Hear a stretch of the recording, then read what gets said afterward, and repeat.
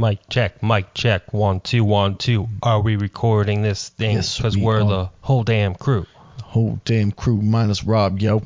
Where Rob at? He on the phone, yo.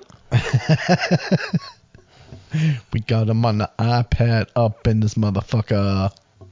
We chillin' on the iPad, drinking some Jameson. Drinking that whiskey. Whiskey dick. Keep it limp. Keep it thick. Dopest rhymes around.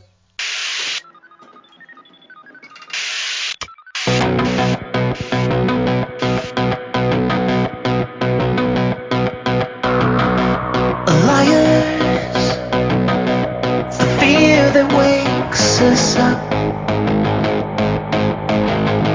the truth that things are such a mess, far beyond repair.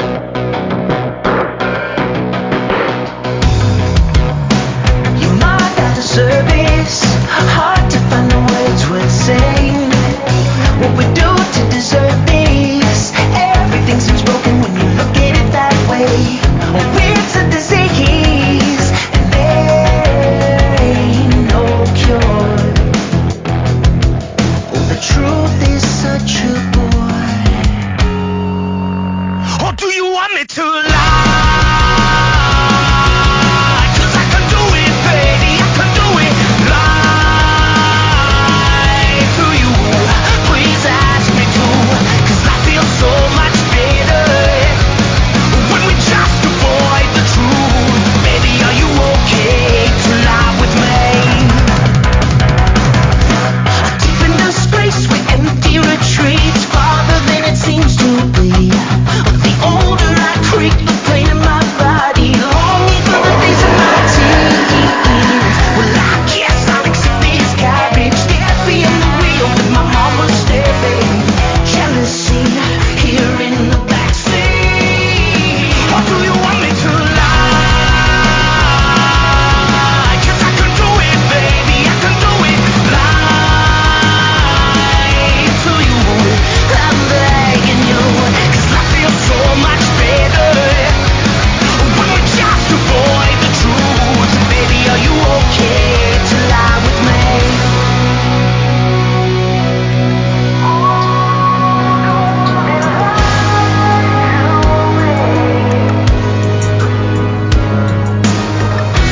Baby, are you okay? Oh, are you okay with it? Baby, are you okay? Okay with it? 'Cause I could do it, baby.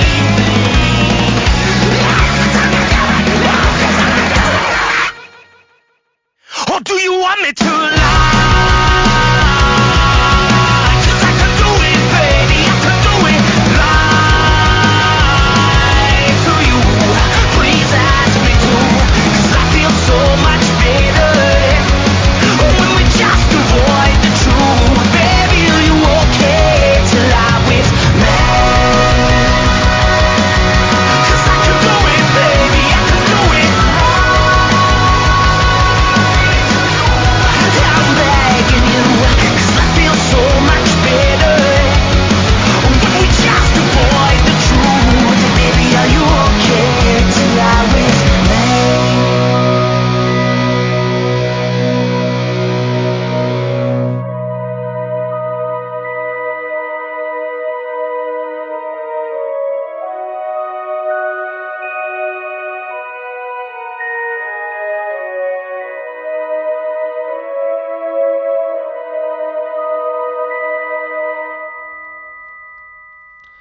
What is up, Found Wellers? Welcome to episode 42 of We Hope This Finds You Well with Rob, Chuck, and Jimmy. Today is March 9th, 2022, and we do hope this finds you well. Hi-yo. New intro. There you go. What's up, gentlemen? Dude? How fucking professional is that shit, I Charles? know. You have the most amazing I felt like comforted and welcomed and loved. Gee, And thanks. hello and welcome, Wellers. Hi, I'm Charles Lynch. It was very And natural. I have the common courtesy to give a reach around. Hi, Every time. welcome to the podcast. Beep bop boom. He's a gentleman. So, He is, and a scholar. boy, are we struggling. Boy, are we struggling. People, we need to talk about this real quick. We need to get some shit off our chest because it's been a rough one the last couple weeks in terms of the podcast. Depression is setting in. If you were to ask us, we are not found well currently as far as our technology skills go. Yeah, that's right. Our technology skills are not found well. It did not find us well one bit. We need to find somebody to please take this part over in the show and just allow us to talk. That would be cool. Yeah, I mean, so if you're listening, that guy. So let's explain what happened briefly. So we had a guest on about 2 weeks ago or so, and he wasn't a normal friend of ours, would you say? A typical friend, close pal? Yeah, it was the first. I mean, you don't know his middle name, all right? We don't know his middle name. name. It was the first guest we had who was like an actual guest, and we had a great episode, great conversation, laughs. Oh, the laughs! Oh, the laughs we had. It was enjoyable. So we've been calling it the Lost episode. We now officially have our first Lost episode. So that happened. We recorded. We thought we were recording, and I went to edit it the next day or whatever, and she gone. It's there's just not there's a file there. There's a file there that's 2 hours and 15 minutes long, which I think only an hour and a half of that was an actual episode. But yeah, there was like some pizza eating and whatnot. Yeah, there was definitely pizza eating in that 2 hours. But there's no audio there, and it's just there's nothing I can do to fix it. How I've tried. Oh, how I've tried. Oh, how I've tried. So we met Ben and Val, his girlfriend, at Punk and Drublic this summer, and we had a great time with them. And we said, hey, and we traded numbers. We said, hey, let me get them together. digits. Yeah, we did. So we said, if you guys want to be on the podcast, hit us up. So we hit them up, and they decided to come over. So it was a really good time. It's unfortunate that it went away, but they did say that they would come back. Yeah, our apologies to the loyal listeners and to especially to Ben and Val who drove him here from South Park, which is close to an hour. It's a solid hour. So, but he has agreed to come back, so we will try it again sometime coming up here on the show. And then, well, to cap that off, this is... I snorted. That's how good this is. I snorted then. Let's just say we need a pot of coffee. At least. So tonight we tried a different program. Papa Joe. And that didn't work out so well. The freaking limits you to like 15 minutes or some bullshit. Stick with what you know. Yeah. So we're trying this again. So that new intro I did was I surprised my co-host with it. I surprised Rob. I surprised Jimmy. Legitimate surprise. With the new intro. Legitimate surprise. I thought it was time to change it up. They were like, "What?" And now now the second time I did it, I told them to act surprised, and they did, but it just wasn't. It wasn't the same. I know. It wasn't. Yeah, we're not actors. I can keep it real. I can recover. I think I can recover the first one I did and maybe get a little funny clip out of it, but we'll see what happens. Yeah, we'll just roll with it. C'est la vie, c'est la vie. C'est la vie. So we're gonna try this again here, and see how it goes. So how did we start this last time? We wanted to welcome new listeners, right? Yeah. We love our people. Because according to our numbers, which have been, it's not a lot, but it's something. The numbers are going up every episode. And so we want to welcome new listeners and thank them for joining us on this stupid show. This journey that we're going on. This is a quality podcast, Charlie. Don't lie to them already. And Rob is going to explain to new listeners the origin of the podcast and how we came to be. All right. So essentially, the three of us grew up together in Western Pennsylvania, right outside of Pittsburgh, and essentially we became grown folks. Me and Charlie played in a band together. The three of us always played music together as kids as well. Grew up going to shows and whatnot. Life happens. Cut to a few years down the road, I moved to Texas, and Charlie stays back in Pennsylvania. Unfortunately, his wife wouldn't let me take him with me, and But we had to oh, split how custody. we It was a whole thing. tried. Thanks, Jenny. We did. We had to split custody. It was a whole thing. I still am paying on your ass, and you're well over 18. Hey, if anything, but Rob, so- she would be the one moving with you because she loves you so much.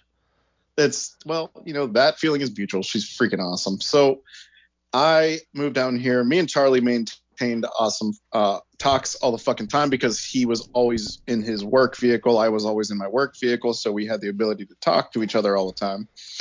And then at some point in time, we decided to start a podcast because we both talked about podcasts that we were listening to all the time. And we talked to each other all the time. And we just thought we were onto something as far as the useless nonsense that we talk.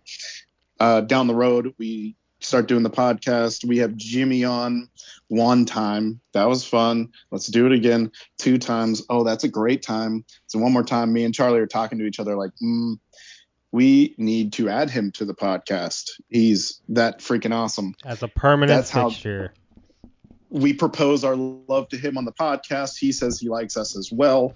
He's on some Han Solo shit, on some I love you, I know kind of shit. So Jimmy doesn't Jimmy doesn't really. You know what? That is just like so accurate.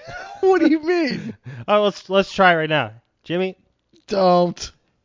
Jimmy, look at me. Look at me in the eyes. Look at me. Yeah, look at him. Hey, don't look at me. He's Look blushing. at I him. didn't even say anything yet. Jimmy, Jimmy, He's I such love a you. ginger. he just vomited all over the couch. Look, it's not my fault that I'm emotionally repressed. This is it's just how we are. Anyways, accurate Goddamn description. fucking mix. So eventually we get on the pod. We decide, me and Charlie, that we're going to add James to the lineup. And bada bing, bada boom. Here we have this highly educated man here, James Arthur Clayton Esquire the third.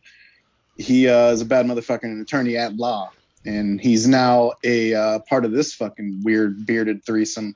Well, I don't really have a beard. I can't grow one. Jimmy has a beard in spirit, Spirit beard. Yeah, he's a spirit beard. And So that leads us to I here. am Charles Joseph Lynch III of the Fightin' Five. The Fightin' The Five. fight. And we will The give you fight. no backstory on that. It's Absolutely the old zero context. Fighting Five. Yeah, the Fighting Five is who I was working for. It feels like something. I don't know. So, Weed's good in Texas. Sorry. on the last episode, we discussed a few new albums that came out from some artists that we like, and we are gonna just kind of briefly recap those. Yeah, now. we're gonna rehash the is albums the second we've rehash. talked about for over 3 times now. So- but it's the first time for you, loyal listeners. And we're gonna pretend like it's fresh for us. Yep. We're gonna Okay. attempt. So, excuse us if we go a little fast, but we've fucking been through this 3 All right, you guys want to talk about fucking Frank Turner or what? Yes, let's talk about. Hey, Great. hey, Great. fucking Early Frank Turner. runner-up for album of the year. Okay, good job, Yeah, Frank. You we made a love great him. He's a fucking fucking good album, guy. and I have to talk Yeah, about he's it again. All right, Again. 4 quick songs I want to talk about. Haven't been doing so well. Great song. Fatherless, amazing song, probably one of the best on the CD. So good. So good. Miranda, great song. Resurrectionist, good song. Punches, great song. And The Work, great song. And I would be remiss if I didn't mention the electric steel drums. I've been talking about it all fucking night, and I'm going to continue to talk about the electric steel You've been drums. talking about it for 3 weeks now. I have. I can't get over it. Electric steel drums. Listen to it, people. Hey, Jimmy, random friend memory. Do you remember when we went to that reggae dance party in Lawrenceville with that random hippie chick, and we painted at our house for a few hours, me, you, and EJ? I absolutely remember that. That was awesome. Yeah. Yeah, there was all those skinhead punks there, but sharps, not hateful skins. And I remember a bunch of people walking in and looking so freaking confused because a bunch of dudes in straps and Doc Martens are stomping around the room with a whole bunch of black people dancing to reggae music, and it was all harmonious and awesome because it was that old school mentality. And there was just random ass people from Lawrenceville walking in there like, what in the fuck is happening in this bitch? It was pretty awesome. Who was that chick? And then I painted on a pizza box. I don't know. She was some random hippie chick. She lived right off Butler Street. Oh, she was friends with that Katie chick that I was dating. No memory whatsoever. Yeah. I remember. Her name was Jamie. I remember painting on the pizza box and then going down the street and dancing a whole bunch. Yeah, it was fun. I do remember that. Sorry, sidetracked. Sidetracked. Back to the Frank Turner album, FTHC, Frank Turner Hardcore. Hardcore. It's his 9th studio album. James already mentioned some standout tracks, which I agree with all of them. I have down Non Servium as the opener. Great fucking opener. It comes in fast and heavy. Haven't been doing so well. Fatherless. As the name implies, it's about Frank growing up without his father. And then Miranda. Miranda is Frank's father. Miranda is a transgender woman. Later on in life, they have reconciled and are now starting a friendly relationship with each other, which is, how beautiful is that? Beautiful. And awesome. Then you got both of these songs on the album. A song about not having a father, growing up without a father, and then the turnaround of being reintroduced to your father as Miranda, and it's starting a relationship out of it. Good stuff.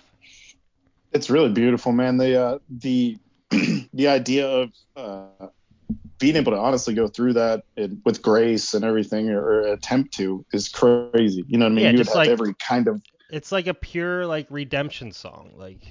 It's beautiful, man. I love it.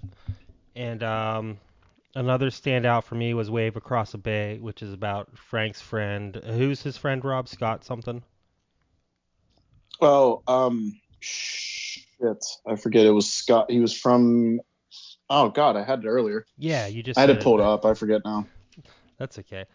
Yeah, but so Frank. He was from the Fighting Five, I believe. Wait, really?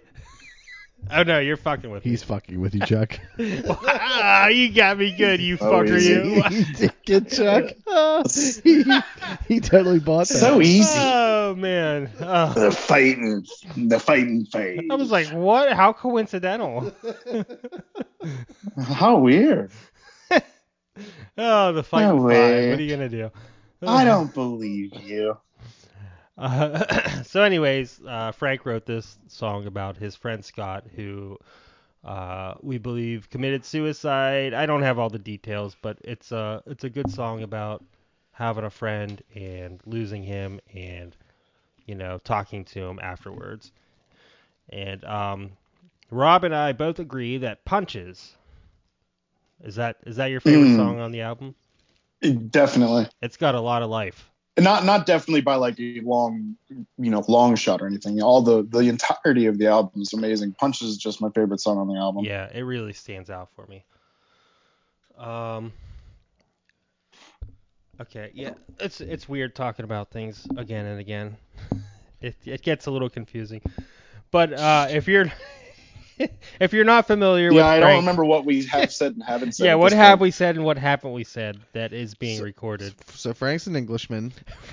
Yeah, that sounds familiar. Yeah. Frank is an Englishman. Yeah. Who's that guy? So in the early 2000s, Frank was in a band, a post-hard. Wow. Hey, he's in that post-hardcore band. Frank is down in that post-hardcore band. Hey, he plays that hardcore. So early 2000s, Frank Turner was the lead singer for a post-hardcore band called Million Dead. It's a lot heavier than any of the stuff he's recorded by himself. So if you're into that, check it out. And then Frank went on a solo career, which we are calling folk punk. Folk punk, yes, indeed. A lot of acoustic stuff. He has a band that plays with him and records with him called the Sleeping Souls. The new album is a lot heavier than most of his other stuff. But we highly recommend that you check out Frank Turner, as these two gentlemen have introduced him to me just in the past couple years. And I've been enjoying Frank's music very, very much. So, if all three of us give the stamp of approval, it's good shit.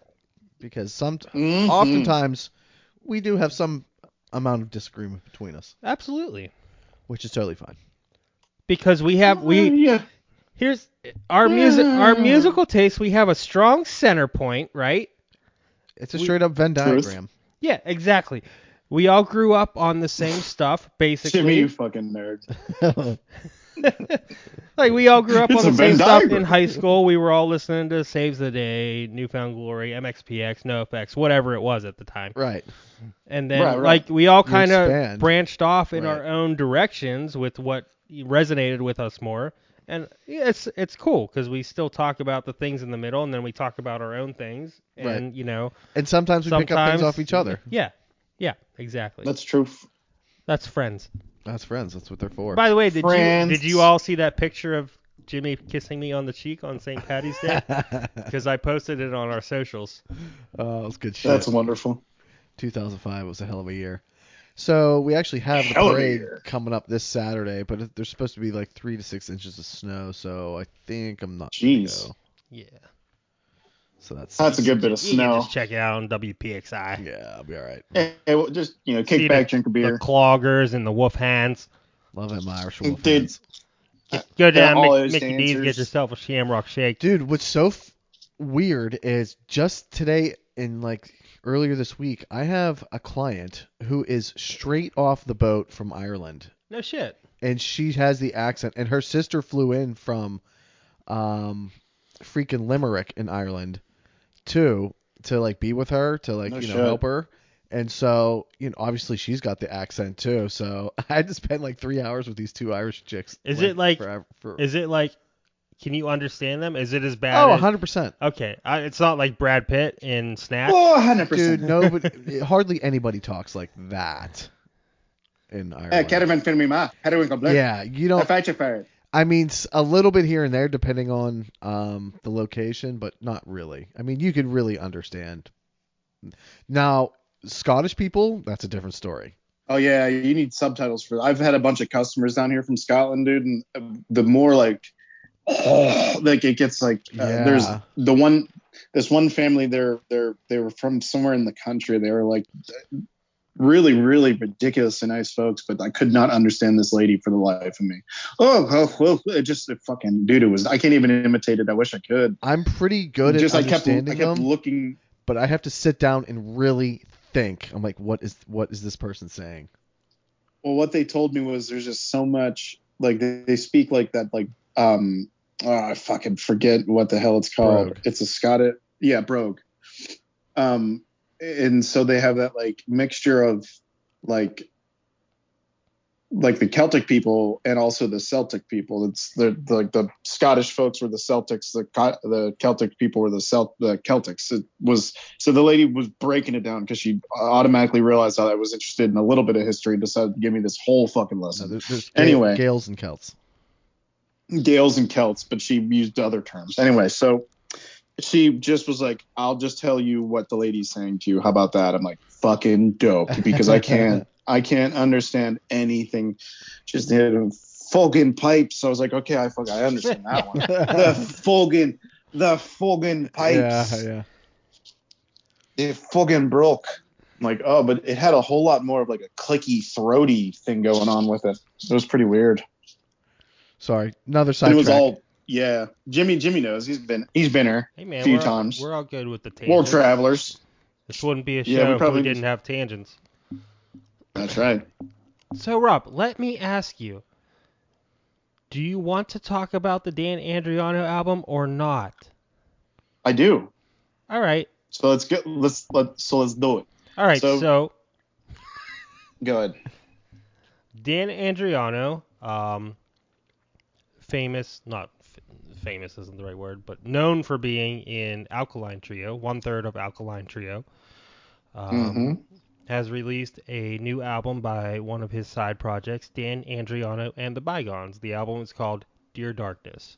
Rob, Yes, sir. take it from there. This is a really good album. It's a little bit of a departure from the other stuff that we've gotten from him. This is the first time we've gotten the full album too. This is a different band from the last band. The last one was called like The Emergency Room Dan or something Andriano like that. in the emergency room, yeah. That one has one of my all-time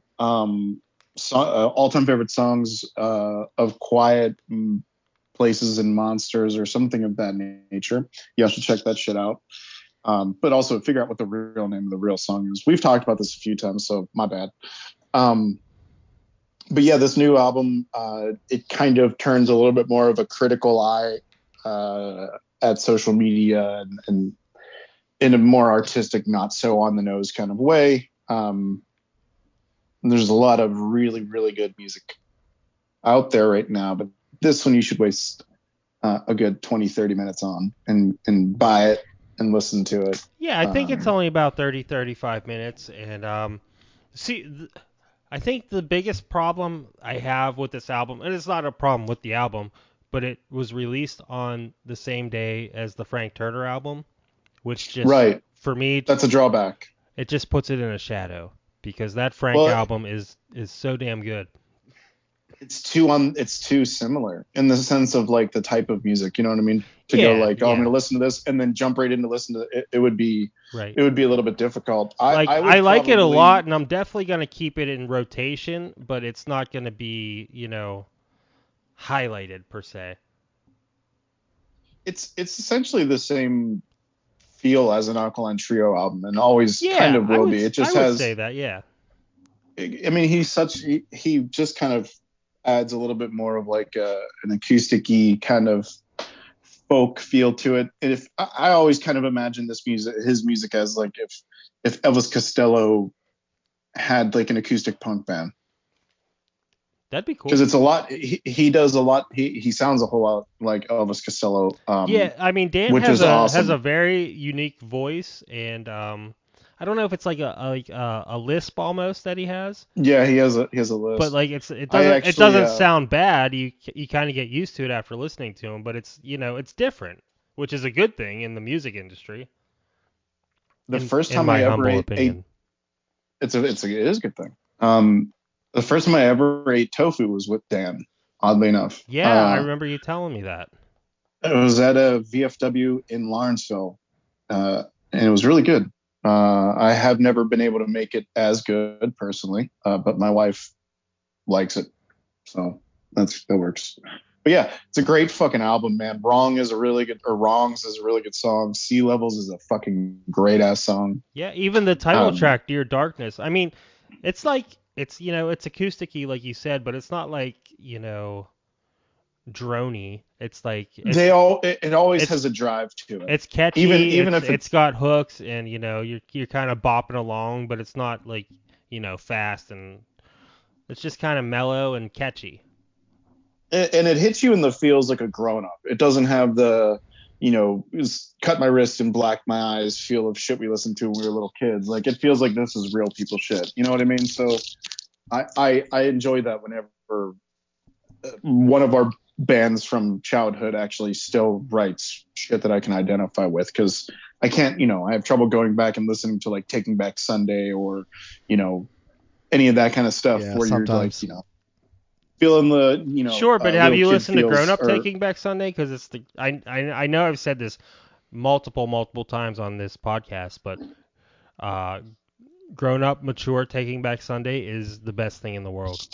If you go listen to Happiness Is, listen to Tidal Wave, and it is some of the best music out there today. Oh, I believe it. I just haven't given it enough of a listen. I highly recommend Happiness Is. I think it's their best album to date. But to wrap up, go listen to it. You get the poppy vocal melodies of Elvis Costello, and you get, even some Harry Nilsson kind of feels in there at the same time. So go listen to it. You Jags. Sure, and that is Dan Andriano and the Bygones. The album is Dear Darkness. Next, we're going to talk about the 3 Coheed singles because they have just recently released a new one called The Liars Club. I have such a boner over Liars Club. He straight up just said boner. I'm not even kidding. Like, I listened. No, to this, he's wearing sweatpants. I'm wearing sweatpants. He can verify. I listened to this song no less than 5 times a day for the last 2 since it came out. That's impressive. I'm not even kidding on those numbers either. I don't know. Well, how many times a day? Probably 5 times a day. Wow. At least. That's fucking awesome. I like when I get into something. I would say I'm one time a day or maybe every other day. Oh yeah, I'm way more than that. I've given it probably at least one of their songs. One of the 3, right? It's an EP, right? It's just singles from the new album. Oh, that's right. Yeah, but there's 3 of them currently out. That is correct. So the one we're talking about right now is The Liars Club. The one before that was Rise, Naya Nasha, Cut the Cord. Lovingly referred to as just Rise. And the other one is Shoulders. And all 3 were great. Yeah, they're great. Wait. Well, they're really great, and they all have a really different feel to them. Definitely, 100%. No, it's. I'm really excited for this album. I think Liars Club is my favorite. I do kind of like the. It is Liars Club that has like the techno-y kind of. Yeah. Postal Service-y kind of feel. Yeah, right? It comes in with like synthetic bass kind of sound. Yeah, it's fucking awesome song. But they're just the guitars, man. They just shred every fucking time. Yeah, so Liars Club is kind of like the more poppy song I have written down here. Mm-hmm. Rise is kind of the more proggy one where, the changing time signatures every 3.5 seconds. The drumming is a little off of, and then there's a guitar overlaid almost on top of the vocals, and it's just like really kind of weird sounding. You almost have to get used to it. A little bit. That's my favorite of the singles is Rise, and then the other one is Shoulders, which is just straight up like metal riffage. Still great. Just all of the riffage. All the riffage. And then in interviews, he still has the balls to say, "I don't even really know how to play guitar." Does he say that? It's the same thing. Yeah, he has the same thing he does the same thing as Dave Grohl. I really don't know how to play. Meanwhile, he gets up on the stage with his double neck guitar, 12-string and the 6-string, and he fucking licks it. Like, come on, dude. I think you can play. You're fucking licking it on stage to hit your notes. Like, you got this. Yeah. You're throwing that it with fucking your curls at this point. I think it's a double neck SG is what he plays, and he throws it up over his fucking head and just fucking rips the whole time. He does too. And I mean, and that's not to take anything away from Travis Stever, who is the guitar player. He's a bad. I mean, they both. Man. Well, here's the thing: they both shred. They both do lead parts and interchange. Claudio does, and they both sing like angels. Oh yeah. Yeah, I know. Man, what a fucking band! They are perfect. And for those not familiar with Coheed and Cambria, they are a concept band. Claudio writes comic books and novels and stuff like that that follow along with the albums. The albums are kind of like cryptic with the story, but to really get the story, you gotta really dive into the comics. But we don't have to get into all that. Time for that. They are equal parts like metal meets Rush meets meets pop punk. Fucking Led Zeppelin meets pop punk meets. I mean, they're just fucking great, and they've been around forever, and they've never ever released bad music. Yeah, not even once. No, it's tough. It's not every even maybe I find stuff. I mean, maybe not my favorite. I mean, yeah, always obviously really there's some good. that you like better than others, but like even like the Coheed fan groups on Facebook, like the difference of like opinions between which albums are the favorite is tremendous. Like, all over the board. Yeah, it's like it's all over the board. Like for me, like the Afterman albums, I think you like the Afterman a lot. Or maybe I'm thinking. I think maybe Billy does. Somebody likes it a lot. But like those are probably my least favorite. Mine too. And Those that's are my not least saying favorite. they're bad in any way, but they're just for me it doesn't have the same. Well, there's always it felt too stamped out, like just kind of produced, not overproduced, but just kind of. There's always a Stuck in the nostalgia pocket. factor for me too. I was gonna say, and True. those years for me, I was kind of those were like my lost years. That's when I was like Yeah, really I can getting agree into with school, that. and I wasn't really paying attention to music that much. Yeah, I was just busting into my nuts and old popping shit. kids out. You know, yeah, exactly. So you were listening to your old shit, the same thing that I was doing. Yeah, I would. Yeah, there's definitely some lost years where I stopped paying attention, and that would be around that time for sure. And then you pick it I back up. basically fell off of music in general for a few years. But at the same time, you know, after that little lull there, I think objectively, Coheed and Cambria did start putting out better albums. Yes. No World for Tomorrow was after that, right? No World for Tomorrow was 2007, 6 or 7. Okay. Which, by the way, after much self-debate, is probably my favorite Coheed album, No World for Tomorrow. Wow. Good Apollo, I'm Burning Star 4, Volume 2, No World for Tomorrow, if you want to get technical. Wow. He hit you with the whole damn thing, too. He knows. Yeah, and like, because of course, there's Second Stage Turbine Blade. Amazing. The one I fell in love with was In Keeping Secrets of Silent Earth. Of course. 3. That was the first one I really my got favorite. into. That's how I was introduced, and then Me too. of course I went back to Second Stage. That's still my Same favorite. thing. And then Good Apollo, I'm Burning Star 4, Volume 1, From Fear Through the Eyes of Madness. That's my second favorite. That was a great CD too. I think, Rob, that was my favorite for a long time, and then the more I listened to No World for Tomorrow, it just shreds the whole time, and it has feathers on it. It has I can't think of the title right now. Running Free. Running Free is a great one. Man, it's just full of great songs. And then, these are all, so the first 4 albums are sequential in the storyline, and then No World for Tomorrow actually ends the main story, and then after that they released The Afterman, which is a double album, The Afterman Ascension and Descension, which is a prequel which takes place many years before the original storyline. And then after that, they released The Keller Before the Sun, which, to everybody's surprise, is a non-conceptual album. That's the only album they released that is not part of the storyline. Huh. That's so weird. Okay, and then I wonder what was the reason for departure on that. I believe Story over? I believe not the most. I believe what happened was Claudio got married, started a family, they had a kid. Kid's name is Apollo. I think he started writing songs about family and stuff like that. And he wrote a bunch of songs, and he took them to the band. He said, "Hey, these aren't really Coheed songs, but this is what I have written down." They were like, "That's cool. We'll just bang through them, and that's an album." that was obviously not verbatim, but Yeah. And then in 2018 they released Vaxis 1, The Unheavenly Creatures. Amazing. Oh, that was Man, is fucking it good. so fucking Holy good. shit. So the Vaxis storyline takes place years after the original storyline. So this is a sequel to the events in the original 4 albums. And now we have coming up in May 27th to be exact, Vaxis 2, A Window of the Waking Mind.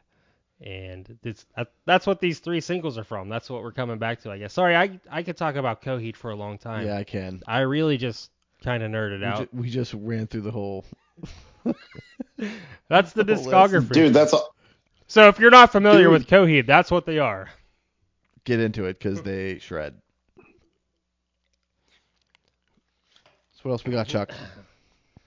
Okay, after Coheed, we have the new Dashboard album, which I have thoughts on. I have some. I can't recall many. I will say that there are some good songs on there. I did appreciate them a lot. I don't have them as memorized as I'm just such a Coheed fan, so I mean, it is what it is. Understandable. Me, I'm a big Dashboard guy, so I have things to say. What about you, Rob? You know, Did you give I it a good really listen? enjoy it. I feel like it's back to original form in a kind of a better, more updated way. It's a I enjoyed return to it. form, I think it's yeah. a good album. It's definitely still has some of his new stuff that he's into that I'm not so much into. He mentions coffee a lot, which was brought up by Ben. Are you into coffee? Because Chris I is really am. into coffee. This motherfucker just It's got like, a Keurig.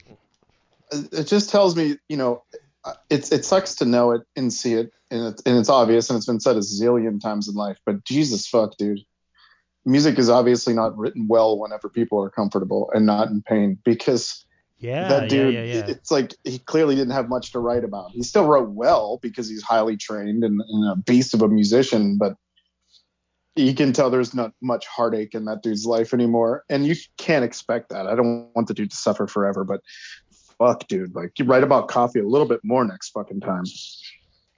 Yeah, I have written in my notes here absurd amount of coffee references. I'm counting 4 or 5 coffee references, and I don't know if it was like a subconscious thing or if he's just like, man, I really want to write about coffee.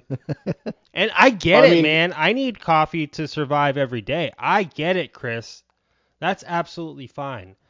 That's what he's trying to tell you, Chuck. Those are his emotions these days. But do we think he Charlie, just discovered coffee? No. Because think about it. Go back to. He's just at the age where he needs it to function. And if you like coffee in the evening, these are all few things. I mean, he wanted to know that shit back in the day. If you were into coffee, it could be a lot worse. He could be like the guys from Motley Crue who are still doing hardcore drugs. That's true. I'm glad he's on the coffee, not the crank anymore. No, but I think you're right, Rob. There's definitely not like a lot of emotional pain, like because when he wrote Swiss Army Romance, he wrote all those songs within a week or two or something crazy like that. I believe so. Yeah. Because that shit just comes pouring out at that point. You have all that inspiration to write off of. Where now he's writing off of experience. And you're gonna only have so much of that you can actually write about. I mean, how much can he write? What? Obviously he can write very beautiful things. I'm sure there's all kinds of amazing things and point of views, and he can do like the guy from Gaslight Anthem and write from other people's perspectives. That's typically what Homeboy does. But we're just not really used to that. Everything seems like it's written about him or from his perspective. Well, he did have. There's a few seemingly personal songs on here. For sure. Me and Mine, which he wrote about his kids and his wife. I've never heard him sing a song like that before. It's probably my least favorite song on the album, if I'm being honest. It's kind I've never heard him sing anything like that before. I fucking hated it. It's kind of a snooze fest, but like at the same time, I respect it because he's writing about what's real in his life. He's singing about his son and his daughter and his lady. I mean, that's life. And that's what he writes about. He writes about his emotions. But the standout tracks for me on the album is called All the Truth That I Can Tell. Everyone Else Is Just Noise. Here's to Moving On. Southbound and Sinking is my favorite. That's the best song on the album. And then Sleep In, I like a lot, but I have to warn you, it actually two of the coffee references are in that same song. Yeah. I mean, I get it though. It goes with that song, but it's probably just everyone's a fucking critic, but you've always got to find something like, wait a minute, didn't he just talk about that shit in the last song? I mean, don't get me wrong, I love Chris. The man puts on a hell of a show. Me and Jimmy saw him fucking a couple amazing years ago. One of the best live performers out there. He comes out, he says, "Hi, I'm Chris, and with you together we are Dashboard Confessional," or something like that, and it gets the crowd wild every time. Yeah, that's what started me and Chuck. I saw him. Oh, it was at Cal U. He played with the Switch opened up for them actually, and he in MXPX, I believe, and so it was really funny because he goes, "I'd like to thank the lovely MXPX and the beautiful Switch Kids.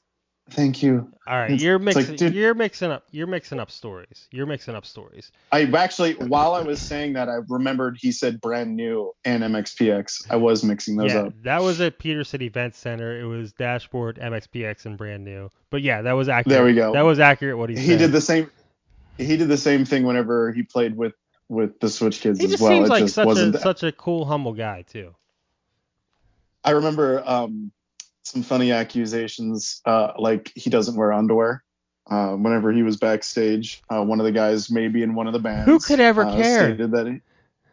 Well, yeah, but it was just like, dude, he didn't. I don't think he had underwear. It's like, what the fuck? Yeah, that makes sense. A guy like Chris shouldn't wear underwear. You know? Let him swing. What are you gonna do? That's right, baby. But yeah, very good album. Very good return to form with a little bit of I an agree. update. Well, but especially too much coffee. Especially compared to the last album, Rob, which we actually reviewed before Jimmy was our co-host, Crooked Shadows. Oh fuck. There's a couple decent songs on there, but overall that album's, Garbage. he's not putting out Coheed numbers. Yeah, it's garbage. It's That garbage whole in your album mouth. was mostly filler, except for like Heartbeats Here, because that's a good jam. But other than that, I think that's it for new music for now. I concur. Trust us, we'll have a big review for Coheed on May 27th. Let's talk about upcoming shows. I got a whole list of them, buddy. First and foremost, we do have Coheed coming up, like Chuck just referenced. That's right. James and I are taking a road trip to Harrisburg, PA, to see Coheed.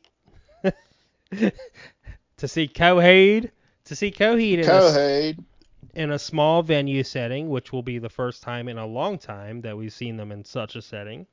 And we are both very, very excited. very excited. I'm moist even. I've been listening to Coheed every single fucking day. I'm telling, dude, I got it on my told you. Spotify. I'm spinning the records, whatever else. Yeah, I'm like ready for this. I think if I was ever gonna get a band tattoo, that would be Coheed. I'd get the key work. There you go. We might have to do that at one point. I would definitely get the key work. I will get it as well. There you But go. I also. And for those of you who don't know, the key work is the planetary alignment in the Amory Wars series. It's the triangles, and it's awesome. It's a fucking awesome emblem. I also think we need to get a "We Hope This Finds You Well" tattoo. Throat tattoos. Throat tattoos. So what would "We Hope This Finds You Well" tattoo consist of? What would it look like? We need a symbol. All right, guys. If you're listening to this and you're a designer, come up with a symbol. Yeah, that's a good idea. We should come up with a contest. And you'll win a hand job with eye contact from Jimmy. Oh wait, he's taken nowadays. God damn it. All right, no eye contact. How about that? Oh, that makes it better. No eye contact. Dude, we'll throw you're in the cute lube. one out of us. Yeah. Well, spit. We're not jerks. He's not gonna raw dog it. Ugh. I'm not gonna grab your scruff like a bad dog you just pissed on the floor. Oh, the places we'll go. So what else you got, Chuck? So yeah, shows are coming back. This Live year. music is here. Yeah, it's coming back, and it almost seems like it's better than it's ever been because all these bands need to get out. They need to make some money. We need to support them. If you have a band that you love, go out there and support them. If you can't make a show, buy an album from their web store, something like that. Do something other than streaming on Spotify because that doesn't pay them jack shit. Buy the shirt at the show too. That's important. That goes directly to them. Yeah, absolutely. Stop at the merch table, or even if you're shopping online, they make more off of, the t-shirts and posters and stuff like that than they do. But go off through of their merch. Go through their link through their merch store. Be careful. Make sure they get the money. Absolutely. Fucking savages out there. That's my TED Talk for supporting the bands you love. Especially after these past 2 years, a lot of these people have been. It's not just the bands; it's the whole crew that travels with them and all that kind of stuff. Right. The people who run their merch tables. These are all people who haven't been able to work because and the guys and the girls in the vans going across the country, they weren't able to do that shit anymore, and then they weren't able to have their normal people jobs either. Get out there and get after it and support these people. Yeah, and don't give us any bullshit like, well, they chose this career. Yeah, because they're making art for people who love it. Like, yeah, I know everybody's not as passionate about music as we are. I know I get a little overzealous sometimes, but it's true. Yeah, but Charlie, when it comes down to it, we're right, they're wrong. Well, not just. I mean, if you don't, the thing is, agree. if you don't like it, don't listen to it. Don't buy it. I do that all the time. Turn it off. I do that with tons of different music. Absolutely. I'm not over here listening to polka every day. Yeah, and you won't catch me to listen to Joe Rogan any day of the week. Oh. Hey, you know what, Charlie? If anything, you're consistent. I give you that, my brother. All right, so Blindly shows we but have consistent. coming up. We have Coheed in Harrisburg. We have Newfound Glory coming June 1st to the Roxy Theater, which I've never been to. Jimmy told me it sucks, but we're going to check it out anyway. And then we have a great co-headline tour that was just announced this week. Bayside and Thrice are touring together. They're going to be at the Roxy Theater on June 3rd, just 2 days after the NFG show. So we're going to have a pretty busy season coming up here, James. And then Frank Turner, if you're so inclined, is supposed to be playing in Cleveland on a Friday night, July 8th. That's possible. That's only a 2-hour drive. The venue hasn't been announced yet, so I'm going to keep an eye on that for us. And then, here's one I really want to go to. Third Eye Blind and Taking Back Sunday at Stage AE Outdoors on July 13th. I would do that. Third Eye Blind, my favorite pop rock band from the mid to late 90s. Taking Back Sunday, we already talked about them a little bit earlier. They're up on my list, top 10. And then the big one, the big expensive one, Rage Against the Machine. Fuck yeah. They're raging against every machine except ticket prices. Yes. They're playing on Clearly July that machine 29th will get at the PPG Arena. And then, lucky us, we're doing Coheed twice this year. Coheed's coming to Pittsburgh on August 1st at Stage AE Outdoors.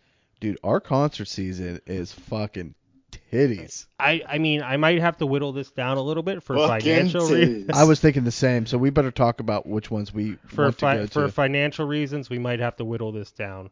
I definitely want to do Coheed twice. Well, yeah, me too. So let's circle that one.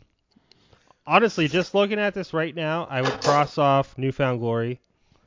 Yeah, they would be the first one to get the axe. Don't get me wrong though, because they put on a great show. They are high energy the whole time. Yeah.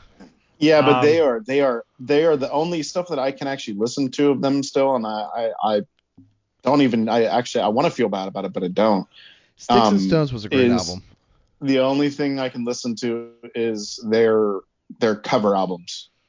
Oh, Screen The rest of it to is- the Stereo? The rest of this shit is so cringy, man. It's so hard to listen to. Yeah. Your eyes were covered in sunglasses. I mean, you gotta take it with a grain of salt though. They're not I'm not I'm a just lyrical as band, cynical you now know. as then. They're fun.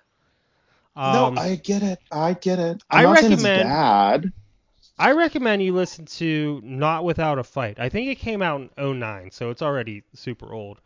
But that's probably I have that one. That's a good one. That's probably the last one that I really got into. They're not 'cause- lyricists. I don't know about that one, Chuck. Have you ever heard the line, remember the time we realized the Thriller was our favorite song? I mean, that stuff is gold. hmm It is gold, but it's not deep. No, of course it's not. I'm being a jack. Hey, nothing gold can jag. save. It's like the mist. It's what pretty, you know, the gold and silver. hmm Sometimes, what is it? Nothing gold can stay. So what other one would you axe if you had to axe one? I mean, I hate to say it, but I would probably axe Frank Turner just because it's in Cleveland. Okay.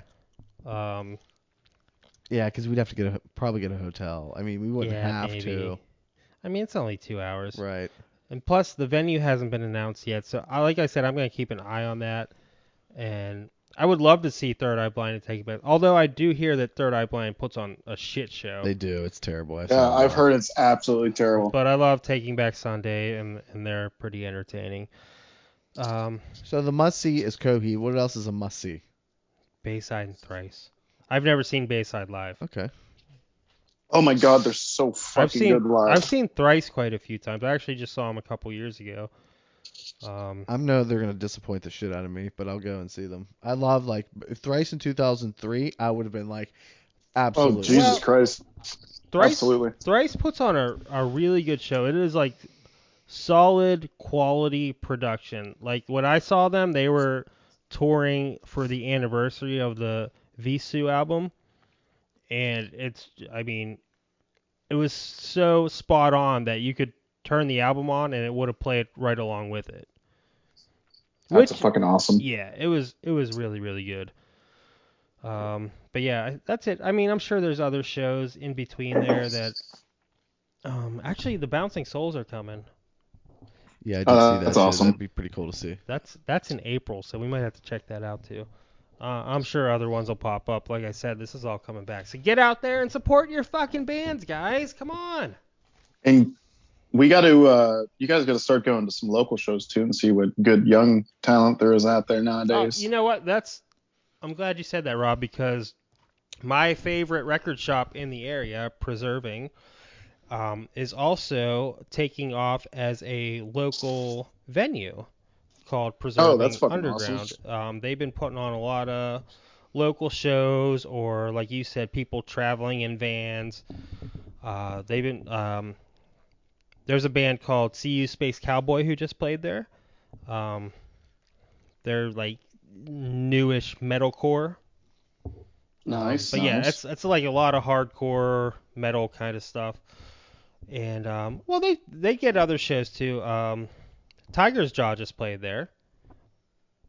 Oh really? Mm-hmm. Within the past few weeks, yeah. Do you know who Tiger's Jaw is, or are you just saying, oh really? No, I do, but I They've was been around a long looking time. at something. I was laughing at something that was on my computer. That's it for shows. What else do you guys want to talk about? Well, you said you had a couple questions. Yeah, you want to get into those now? Oh think we yeah.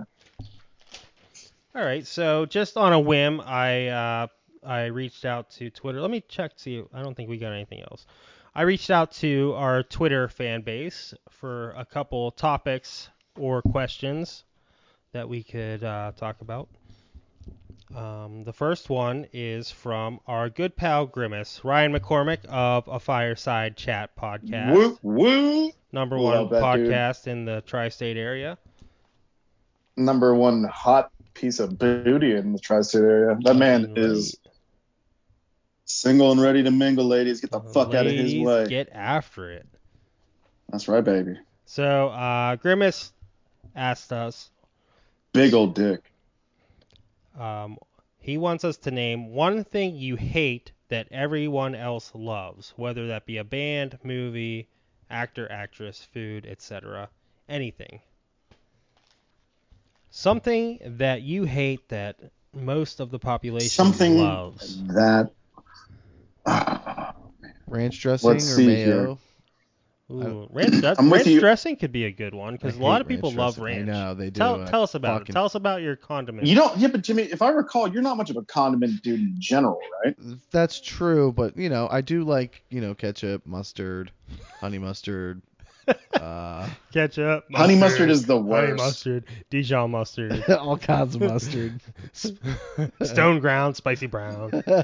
Now, if you bring any of that white shit near me, fuck off with all that it mayo doesn't even- and ranch stuff. I just don't like mayo and ranch. He doesn't like white-based condiments. It's not even that. I feel you. It's not even the color. I'm it's a the big taste. I'm a big fan of mayo. I'm a big fan of ranch. Most people are, and I Right. fucking can't stand it. I don't like mayo. That's untrue. I don't like. I like it on things, but it has to. If I'm putting it on, I literally flip the knife over and scrape.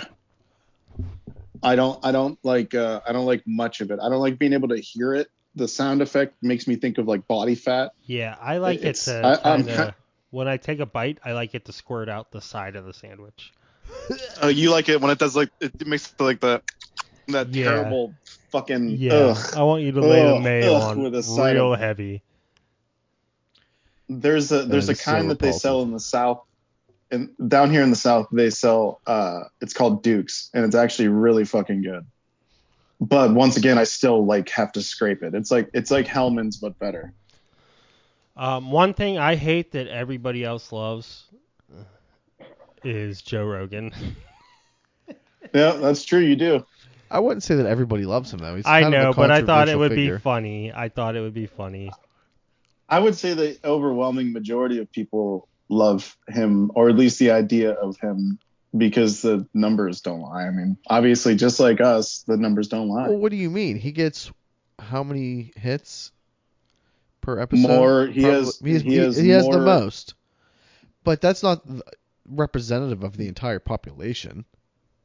Well, he has more than the media outlets too, like actual media outlets, like more eyeballs on his videos on. Well, I guess they're not on YouTube anymore; they're on Spotify. Right. But either way, who knows? Charlie's a hater. But I get it. He's kind of fucking. I mean, he's annoying, but I like the show. I think he's relatively. It depends on the guest, really. He's not annoying. He's not annoying to me. Sometimes it's annoying, or at least before he's gotten a whole fuckload better at it. I mean, before he sometimes used to talk over the guests a lot. He just gets into his like grievance politics and all that shit. And I'm just like, dude, I don't care about fucking whether about transgender people can piss in a bathroom or not. I just don't care. Oh, he don't give a shit about that stuff. But Yes, he does. He talks about it all the time. I don't give a fuck about anybody's politics anymore. Go out and vote accordingly and shut the fuck up. Like here, I'm so tired of everybody like identifying themselves off of their politics. Just vote and be nice to everybody. Like outside of that, shut the fuck up. Yeah, I agree. Because but how often do you actually meet somebody that you're on the level with as far as like your politics? Me? Like in the sense, yeah, in general. Probably hardly ever. Right. So it's just one of those things like back in the day, like our parents and parents' parents and parents' parents didn't talk about this shit. Yeah, for like a really good fucking reason. Yeah, because now it makes us all like nasty as fuck, bro. Like I'm glad as fuck I'm not on social media anymore because it's just it's because of the fucking internet, especially. Well, dude, it gives us all the. I mean, dude, look at us. We're all guilty, homeboy. Like it gives us all this little platform to say our little piece, and unfortunately, it gets saved, and then everyone dogpiles, and now people that were awful, like a man we gave a shout out to on the podcast last time that we lost. Who? Alpha Male. Alpha Male. It gives people like that the ability to communicate and commune with other people of like mind. And it's just, then they get their ability to get the, hurrahs on their nonsense. And it just, it is just such a cesspool. And I know everybody knows that. And I'll be honest, I miss it as far as boredom goes. But that shit is just poison, man. I can't listen to that nonsense anymore. Yeah, it gets pretty chippy out there. What about you, Rob? Is there anything that you hate that everyone else loves?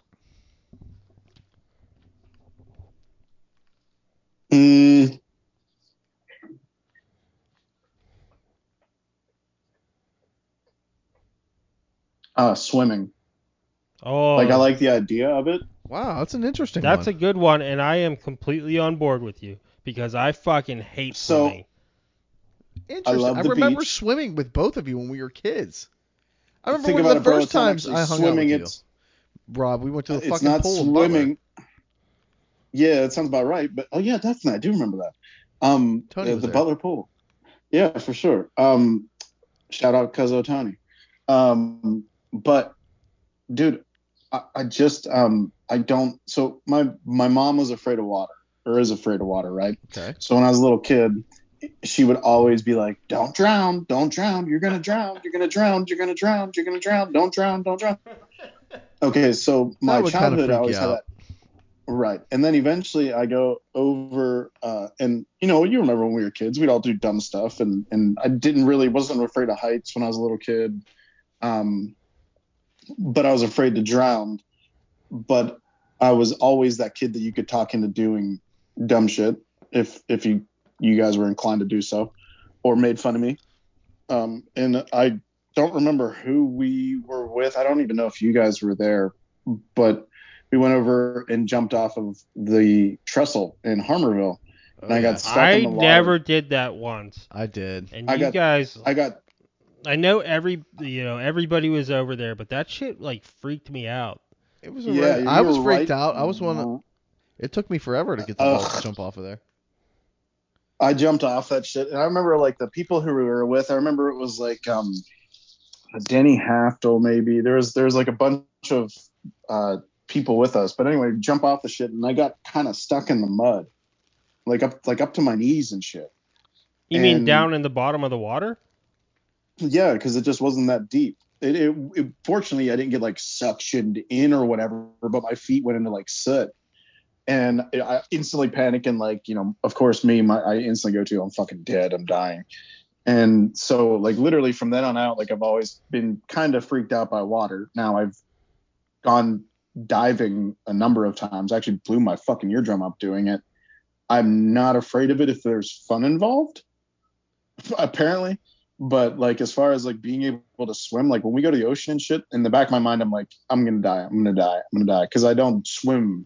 I basically just don't drown. Like I'm not actually good at it. You know what I'm saying? Your non-liking of swimming is different than mine. I just don't like it because I think it's stupid. See, I just don't swim well. If I knew how to swim well and was like confident, it would be totally different. Every now and then, if it's like a really hot, muggy day, I get it. Jump in the pool, cool down, it feels good. But as for just that's because you had a pool. That might be it. You might be right. But like just like hanging out in a pool and swimming around is like stupid. It's a waste of time. It doesn't make sense to me. I'm like, you get all wet. I'm debating going full Clark Griswold and getting a pool for the backyard here. Well, then again, I live in Texas, so it's hot as a motherfucker here like half the year, or more than half the year. So it'd be worth having. Yeah, it would make sense down there.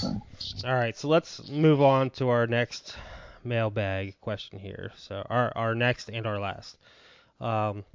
So we have two topics here that come from our online friend Ben. Sorry, I don't recall Ben's last name, but he is from the Pod Rock podcast with Justin Case. Pod Rock. So Ben wants to know our top 5 bands for the each of us and our top 5 movies. So for bands, we kind of decided we can hit we each have an all-time top 5 bands, but then we could also go over our current playlist of top 5. So who wants to start?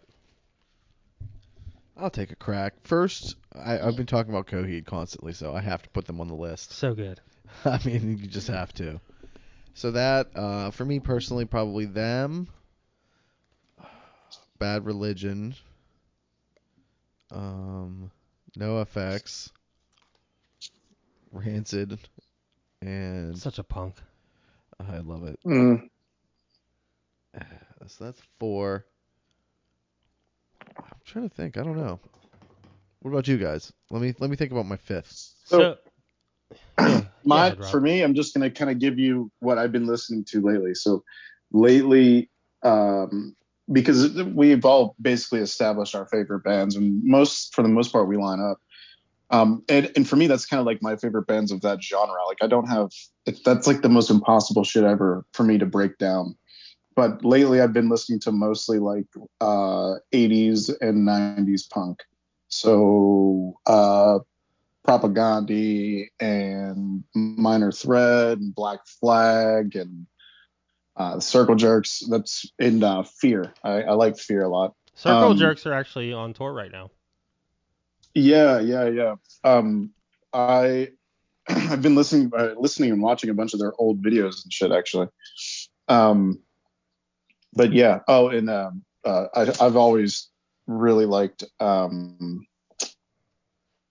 The fucking lead singer's name's Milo. Milo Goes to College is the name of their first album. Descendants. Yeah, The Descendants.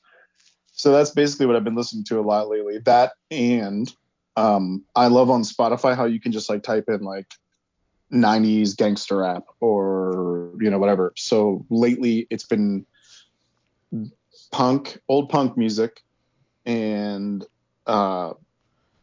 90s R&B, like a shit ton of 90s R&B, like Next and Jodeci and New Edition and fucking all Keith Sweat, like a ton of Keith Sweat, which is hilarious because I never realized how insanely monotone Keith Sweat actually is. Gang, yeah. So yeah, that's me lately. So those are that's my shit. All right, so for me, top 5 bands, I can do all time real quick because I have it nailed down. Me Without You, Coheed and Cambria, Saves the Day, Get Up Kids, Dashboard Confessional. I even like to take it to top 7. Top 7, we bring in Bayside and Taking Back Sunday. Top 8, I throw in Jimmy Eat World. I don't have top 10 nailed down yet. I have years to figure this out, but I'll give you a top 8. I would agree with definitely some of those. Get Up Kids is probably on my top 5. Midtown might be on my top 10 list. Oh, wow. Saves the Day. I agree with that. That's on the top 10. Jimmy Eat World would be on the top 10. Maybe Strung Out would be on my top 10. You know what? I can do a throwback here. Maybe Streetlight Manifesto too. Oh, good. So one of my favorite bands from back in the day, sadly only released 2 albums, The Strider. Oh my God! How did we miss that? I don't that know was how. like such an obvious one. But that's the problem here. I've always considered them, my favorite band, or at least one of my favorite bands. But the problem is they only made 2 albums and then they went their separate ways. So like you kind of like, if there's nothing new to keep up with, that 2 albums gets lost in the shuffle really easy. Yeah. Oh fuck yeah, fuck yeah. I mean, they're legendary. And you can only listen to those. Legendary from the. And you can only listen to those like fucking 16 songs. Yeah, for especially like the Allegheny Valley. Like we all love that fucking shit. Well, I meant the but dude, music community, but I get you. Oh no, I mean literally. Like I remember talking to Phil Arena. He's from a ton of Pittsburgh bands before you, and he played with the Switch for a little bit. He played a couple shows with the Switch. He was in Seconds Before the Crash. Classic. Anyway, Phil, we were talking. Was he in Split He was actually. Solid question. I have no clue. Okay.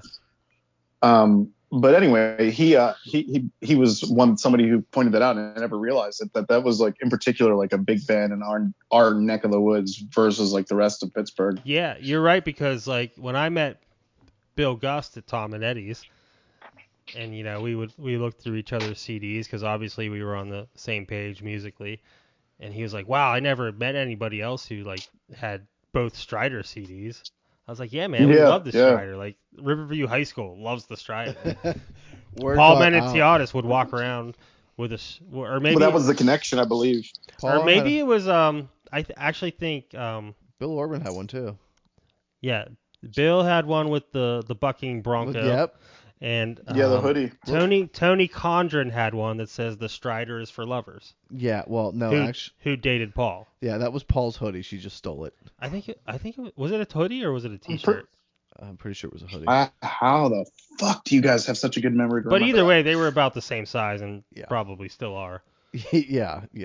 I'm sure the clothes are interchangeable. But yeah, I mean, lately I've been listening to Frank Turner, obviously. A lot of Coheed because we're getting real psyched for this show. Dashboard because they have a new album. Other than that, what have I been listening to? I've recently fallen in love with The World Is a Beautiful Place and I Am No Longer Afraid to Die. If you guys want to talk about that band title again. It's a good title. I haven't forgotten it. Just kidding. I've never been able to remember it, but the music's really good. I've been listening to a fair bit of Rise Against. Oh, what are you doing? Are you looking at your phone? That's a good idea. I guess I could do that. Some No Use for a Name. I can't do that because I can't look on mine. Millencolin. I listen to a lot of Millencolin, like regularly. The Vandals. Say Anything. I listen to a lot of Say Anything. I've recently listened to Michelle Branch. And I never fall into. Did you guys know that Jennifer Love Hewitt has 3 music albums out? Yeah, I did know that. I had no idea, but when I was looking up Michelle Branch, Jennifer Love Hewitt popped up, who, by the way, was probably the first love of my life. Yeah, she was crazy hot. The music sucks. Still is. I listened to some Piebald lately. Oh, that's good shit. Refused. Every Time I Die. Say Anything, Jimmy. What else we got? Million Dead, which was Frank Turner's old band. Bouncing Souls. Just Insane. A little bit of Blink. Alkaline Trio. Dan Andriano. Yeah, I mean basically the same stuff we've been talking about. All right, so let's dive Thanks into. for good radio. Oh, does that make it for good radio when we're looking at our phones and reading off a list? Yeah, that was terrible. Sorry, guys. We'll do better. All right, so Promise to do let's dive into this last little question topic here before we wrap up. Also from Ben of Pod Rock Podcast. Top 5 movies. This one. Let's just do whatever pops into your head. Don't think too hard. I can do 3 off the top of my head. Forrest Gump, Shawshank Redemption, Braveheart. Oh, Excellent choices. I can do. That's a fierce list. All right, I'm gonna start with 2 off the top of my head. Jaws is my all-time number 1. That's a good one. Donnie Darko, Love It to Pieces, and Good one. Lord of the Rings trilogy. Can that count for 3 through 5, or is that just 1? I'll let that happen. Okay. Ghostbusters 1 and 2 count as Yes, 1. Ghostbusters. Fuck yeah. Ghostbusters. Is And the amazing. new one. You guys watched it, right? And the new one. All of those. And I like the girl one too. Fuck y'all. I liked it. It wasn't great, but I liked it. You know, I didn't mind the girl one, but they just should have called it something other than Ghostbusters. No, it's fine. Don't be a gatekeeper, Charlie. I'm not. I'm just being honest. It was entertaining and it was funny, but it didn't feel right. I like a lot of dude movies. Okay. Yeah. My man. No, like you know what I mean. Like The Big Lebowski. Well, of course I know what you The mean. dude. Well, yeah, that's a great movie. I do like comedies. Drinking fucking Caucasians. I meant like Guy Ritchie movies. You know what I'm talking about. Lock, Stock, and Two Smoking Barrels. Yep. Fucking Yep. Snatch. For sure, Oh, yeah. dude, great movie. He has a couple new ones. I think the one's called like The Gentleman or something like that. Yeah, that was a really good one. Was that not amazing? That was fucking awesome. That's what I Was mean. That, He's in Matthew that one, McConaughey? Was that him? All right. Who was yeah. He was in that. Yeah. No. Yeah. And what's his name? Thor. Was Thor? Oh, yeah. Thor was in No. it. Was he? Wasn't he the? No. Yeah. Fuck you, Rob. Yeah. Fuck you, We're Rob. trying to have a No. conversation here. Yeah. No. One Yeah. one really good movie that we just watched this past weekend was Nightmare Alley. You didn't let me finish my list. Can I finish? Go ahead. No, you first. It's your show. No, it's our show. We do this together. Oh, burned. Go ahead, Rob. Finish My third favorite No. is the video of Yes. Charlie getting his brisk. No. Yes. So you made me This is stop something for this. Charlie You fight. made It's me ve- stop for it's- this. It's very passive aggressive. Well, I mean, you made you stop for this. You make me do these kind of things, Charlie. Why do you make me hit you? I'm gonna give you some Mike Tyson action. I'm gonna fuck you till you I'm love just- me, bitch. I'm thinking of the alligator scene or crocodile or whatever it is in the one Ace Ventura movie. Stop hitting yourself. Stop hitting yourself. Is it an alligator? Yeah, I believe so. Well, it's not a crocodile because it's in Florida, right? What other movies you got, Rob? The Godfather 1 and 2 count as one. And The Godfather 3 should not exist. Godfather 2. No, it's not best. that it's. Yeah, Godfather 2 is the best. Star Wars counts as one for me. Let's just go the whole way through it. Fuck it. We'll take them all. And Really, you're gonna throw prequels and sequels in with original trilogy? I want it all. I All I right, like it all. I that's don't give a fair. shit. Some of it's just not that good, but it's still good. I just can't. I think you're right. Overall, I think you're correct. I appreciate that. Thank you. I I think just- that's I a- think that's people another get a thing that little I- too picky sometimes. No, this is too much gatekeeping in life, dude. I'm telling you. Look around. Maybe Caddyshack. Okay, All right. I'm down with some that's a good one. Caddyshack. I would put Good Will Hunting on my list. Ooh, good one. Will Hunting. But also good will. Fuck shit. God damn it. All No, I meant that literally. I'm gonna throw in a movie here that not top 5, but one that has stuck with me over the years called Alpha Dog. Oh, dude. That movie, like, I cried in the theater because, like, first of all, it's based on a true story, Yeah. and like, just like, man, what just like an abrupt ending that you kind of saw coming, but you didn't think it was gonna happen, you know? I don't recall that movie. Dude, JT? Yeah, it was like Oh, one no, of JT's definitely remember that first. movie. All you had to acting bring up roles. was Little Justin. I knew what you meant. Yeah. Wow. That's a great movie though. Who else was in? Emil Hirsch, I think. I don't know. Well, the kid was I forget his I don't name. even remember who the kid was. Well, he's the one. I guy- saw that movie like once or twice, and I avoided watching it ever since because it's so heavy. I can't. I avoid Okay, all so movies the that make me have actor the feels. the actor who played the kid in Alpha Dog also starred in Charlie Bartlett, and he was I can't think of, but he was in the new Star Trek movies too, playing the Russian guy. But I feel like one of the 100 people that download the show are yelling at you. oh right my now. God, Anton Yelkovic or something like that. But he died. Anton LaVey for sure. Jimmy, get your foot off screen. Anton LaVey. He died in real life. Yeah, he did, for sure. Like he got Yeah, that guy. he got pinned between his Oh. car and a gate or something. Oh, I was mocking you. I wasn't giving the right No, name. it's sad. He was young. He was like early 20s, mid 20s. No, of course it's sad. I didn't realize you were going to take a turn. That's all. I was mocking you and not agreeing. You couldn't hear me, and then I realized you were saying something that was real deal sad shit, and I decided to stop mocking you. Well, good. Well, thanks, Jimmy. Good for you, Rob. You made the right decision. I did a good thing. But okay, if I can continue now, I was gonna say we just watched Nightmare Alley this weekend, which is a newer movie starring Bradley Cooper, Bradley Booper. Rooney Mara, and Kate Cool Blanchett. name.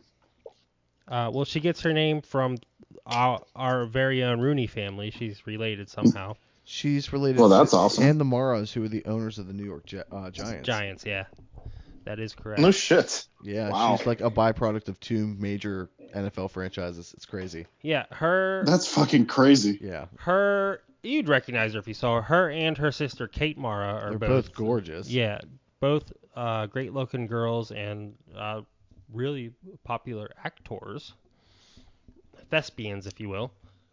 Mm. But Nightmare Alley was really good. I'm not going to give like a whole... Yeah, you don't have to. But it's good. Worth a watch. Yeah, definitely highly recommended. It's kind of dark and... What does... What's the word? I can't even think of the word. You know the one I'm talking about. Starts with a G. It's a little garish. It's a little on the garish side. A film noir, if you will. Film noir. Oh. Nouveau noir. Okay. Well, I did. So that means I don't want to watch it then. Probably not. No, I think you might like it. Basically, he goes to a carnival and becomes a mentalist, and chaos ensues from there. Oh, no, I might be. That sounds good. I like chaos. And I did get a chance to see the new The Batman. Oh yeah. What did you think of the new Day. bat? I don't want to talk about it though. Yeah, But, I figured you know. you guys didn't see it yet, so I'm not gonna say too Don't much. spoil it. Just But give me I liked it a lot. It felt really good. Robert Pattinson was good. Yes, he was. I knew he would be. I had a feeling he'd be a good Bruce Wayne. Yeah. There's a. It's like a good combo because it's like the Batman we know from growing up. I'm referring to the animated series for myself in particular. Oh, He- nice. I he- love the animated Like series. he beats up a bunch of goons, but he does a lot of detective work. This is kind of cool. like a lot of detective work, Batman. He beats up the Oh, I goons, like that. and there's a good Batmobile chase scene. It has everything I wanted, and it did not feel like 3 hours. It went by fast because it was good. Oh, well, that's good to know. Me and TL actually just ran through all of the originals, like all of the '90s, all the way up to Christian Bale's, Yeah. and See, and I forgot how good I forgot how good I like or how much I enjoy the Michael Keaton Batmans, the Of but course. only in the sense of it's still the Tim Burton aspect of it. It makes it amazing. I love that version of Gotham, and I definitely really enjoy. I don't like him as Bruce Wayne, if I'm being honest, but I like him as Batman a little bit more Yeah, that's fair. because he doesn't do this much of the asthmatic voice. I don't know why that had to come into play so much, but Yeah, that kind of. Christian weird. Bale went way too hard on that, in my opinion. I would agree. Christian Bale sounds like he should be on a respirator the whole fucking time. Like, Yeah, it was a little much. COVID Don't fucked get me that dude wrong. up way before I him. love the Dark Knight trilogy. I thought it was great. But his Bruce Wayne was awesome because it made me think the entire time. It made me think of American Psycho. So I believed him as Sure. like this rich gnarly dude. But yeah, his Batman voice is, "Where is it? Where's the other trigger?" I'm like, come on, dude. That's like, hockey pads. that's a little much, Christian. Like, Yeah. chill out a little bit. I like the pow zing bang boom of the early '90s ones though. I do enjoy that because Yeah, it makes me think of absolutely. the cartoon a lot. And plus, it's from our youth, and we kind of grew up with those ones. I like just about all the Batmans except for any of the Zack Snyder ones, or however the DC universe that they have now. Yeah. Batman v Superman is one of my Garbage. least That's- favorite movies ever. Not just Batman movies. I hate it so much. It was bad. Who plays the Bat in that one? Affleck. Oh yeah. I heard that was bad. I never watched that one. It was bad. I don't like it at all. I guess that's about it. I guess we can wrap it up now, guys. We got a nice. Finally, I hope it's recording. And thank you, Jimmy and Rob, for allowing me to tell you that we have to record this again because I was afraid to say That's it. all good. I was It's all afraid to good. say it, but I had to. I'm glad Yeah. we got it fixed up. I feel like we we hope. did a good. I feel like it went well. It did. It did go pretty well. Good conversation, good friends, good times, good laughs, good cries. Good times, great oldies, 3WS. And thank you to all of you for listening. If you're a new listener, thank you for joining us. We have 2 social media pages. We have a Facebook page and a Facebook group. We also have a Twitter page, so you can find us on our socials there. Find us pretty much just about anywhere you get your regular podcasts, which I always think is really stupid to say on here because if you're listening, you know that already and you know where to find it. You're not stupid. If you can't figure it out, grab a tack hammer and smack yourself in the fucking face with it. Yeah, and then throw it to me and I'll smack it for you. That's right. Check out all of our podcast friends that we always mention. Of course, A Fireside Chat with Ryan McCormick. That's right. Mix Sauce with Ian, Paul, and Matt. And then Case in Point with Justin Case and the other Justin Case podcast, Pod Rock, with Justin and Ben.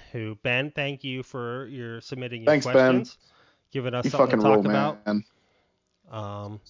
I guess that's about it. We're going to wrap it up now. I'm Chuck. I'm Rob. And I'm Jimmy. And we hope this finds you well.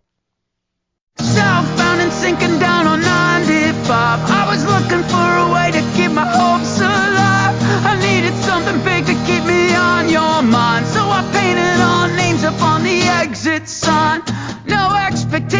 not too big to disappoint. I gave you everything I got until I got no voice. I don't need another friend, I got enough in this joint. No denying I'm trying, that's my whole damn point. Look, I fell for you, I mean, of course.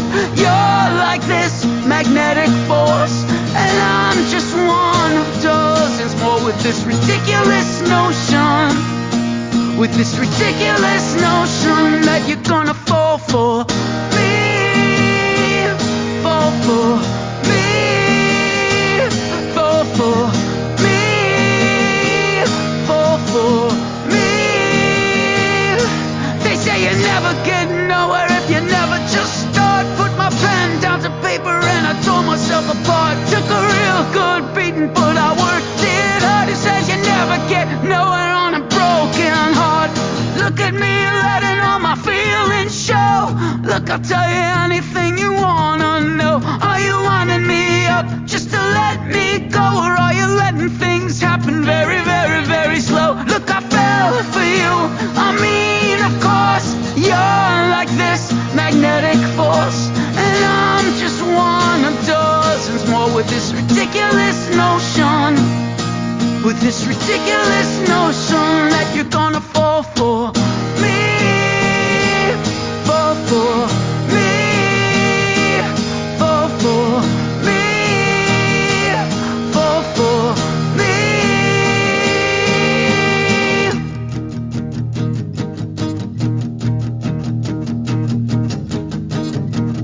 I'm not great at waiting, but I'll do what I must. And I'm trying to be patient, but it's getting pretty rough. I don't think that there's a man for you that's special enough, but I'll be the one standing in the settling dust.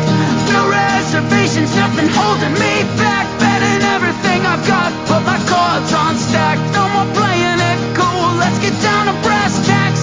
I wanna give you everything I'm ever gonna have. Look, I fell for you, I mean, of course.